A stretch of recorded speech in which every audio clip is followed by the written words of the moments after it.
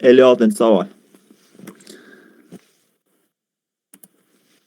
Ikki shahardan qarama-qarshi yo'nalishda ikki poyezd bir xil tezliklarda yo'lga chiqdi. Ular o'rtasida S shaharda 5,5 soatda uchrashdi. Demak, A shahar bor, Imaytda B shahar bor. O'rtasida. Orasida demoqchi bo'lgan. Orasida S shahar bor ekan, S shaharda uchrashdi. Agar poyezdlardan birini tezligi 10 kilometrga oshirsa, ular S shahardan 25 kilometr masofada uchrashadi. Dastlab poyezdlar tezliklarini toping. Dastlab poyezdlar tezligi. Bir xilda bo'lganmi tezliklari? O'rtasida deb qo'yayotgan ekan o'zi. Bir xil degani. Xo'p, 5,5 soatda uchrashsa, xo'p, mana bu masofani men S taqsim 2 deyman, mana bu masofani ham S taqsim 2 deyman. Birinchi holat. T1 teng bo'ladi T2 ga. Ya'ni 5,5 soatda uchrashadi degani, demak 5,5 bu nima degani? S taqsim 2 masofani v tezlikda bosib o'tadi degani. Ikkinchi holat. Endi agar biri 10 ga oshirsa tezligini. Birinchisi oshirsin shuni tezligini. U S shahardan 25 kilometr masofada uchrashib qoladi, deyapti. Uchrash joyi Makka o'tib qoladi. To'g'rimi? Ular Makka kelib uchrashadigan bo'ladi.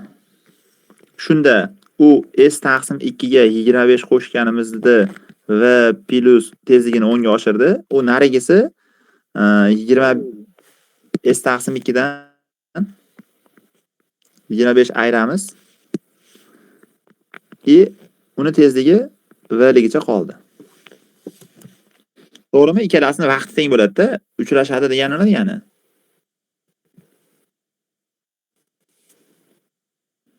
Uchrashadi degani nima degani? Uchrashadi degani ikkalasi bir xil vaqtda yetib keladi deganimi, to'g'rimi?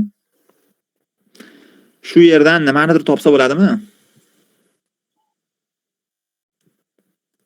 Tepadagi tenglikdan S taqsim 2 ni V orqali ifodalasak bo'ladi. Qo'yib yuboramiz o'shani o'rniga. 5,5 v plus 25 proporsiya qolyapman. 1 v ko'paytmasi teng 5,5 v minus 25 kara v plus 10. Shundan dastlabki tezlik chiqadi. Qavslar ochdik. 5,5 v kvadrat plus 25 da v teng 5,5 v kvadrat plus 55 v minus 25 v minus 250.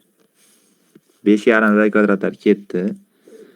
25 ayrilsa 5 ta v teng